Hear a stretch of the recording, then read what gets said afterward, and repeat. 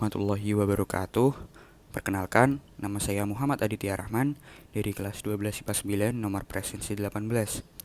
Nah, di sini saya akan menjelaskan tentang apa itu DNA. DNA merupakan asam nukleot yang menyusun gen di dalam inti sel atau nukleus. DNA sendiri terletak di dalam mitokondria, sitoplasma, plastid, sentrol, dan juga kloroplas.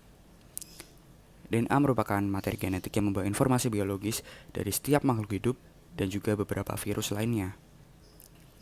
DNA membawa informasi genetik oleh individu itu sendiri ke setiap keturunannya. DNA itu sendiri tersusun dari molekul besar kompleks dengan dua pita panjang yang saling berpilin dan membentuk heliks ganda atau biasa disebut dengan double helix.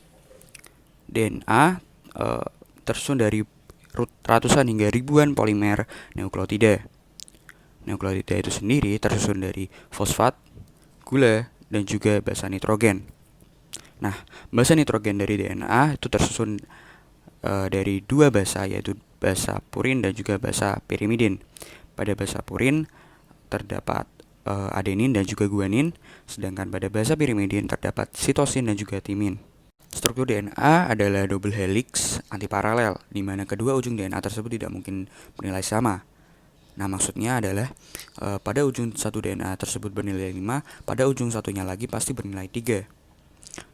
Nah, double helix tersebut tersusun atas dua utas polinukleotida yang saling terhubung dengan ikatan hidrogen. Ikatan hidrogen tersebut adalah merupakan ikatan yang terjadi antara basa nitrogen yang memiliki basa purin yang akan berpasangan dan berikatan dengan basa pirimidin. Nah, pada basa purin adenin akan menggunakan basa pirimidin timin dan berpasangan membentuk ikatan rangkap 2. Sedangkan pada basa purin guanin akan berikatan dan berpasangan dengan basa pirimidin sitosin dan membentuk ikatan rangkap 3. Nah, ikatan rangkap 3 ini yang merupakan ikatan hidrogen paling kuat dibanding dengan ikatan rangkap 2 pada struktur DNA. Basa nitrogen tersebut akan terhubung pada suatu gula yang dinamakan dengan gula deoksiribosa pada rantai punggung DNA. Nah, gula deoksiribosa ini sebenarnya merupakan modifikasi dari gula ribosa, yaitu gula dengan 5 atom karbon. Nah, di mana pada atom karbon nomor 2 akan kehilangan oksigen. Oleh karena itu, gula ini disebut dengan deoksi yang artinya kehilangan oksigen. Sifat DNA yang pertama adalah jumlah atau kadar DNA itu tetap atau konstan. Yang kedua, kandungan DNA pada sel tergantung pada genom sel dan jumlah kromosom pada sel tersebut. Yang ketiga, DNA akan mampu mengalami replikasi atau menggandakan diri.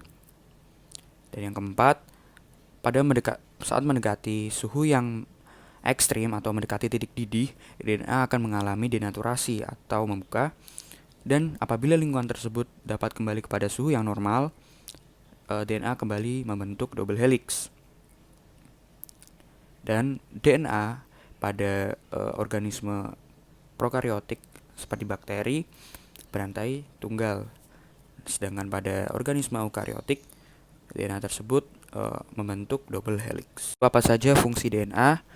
Fungsi DNA yang pertama yaitu sebagai bahan warisan sel, karena DNA merupakan materi genetik yang membawa informasi biologis atau informasi genetika.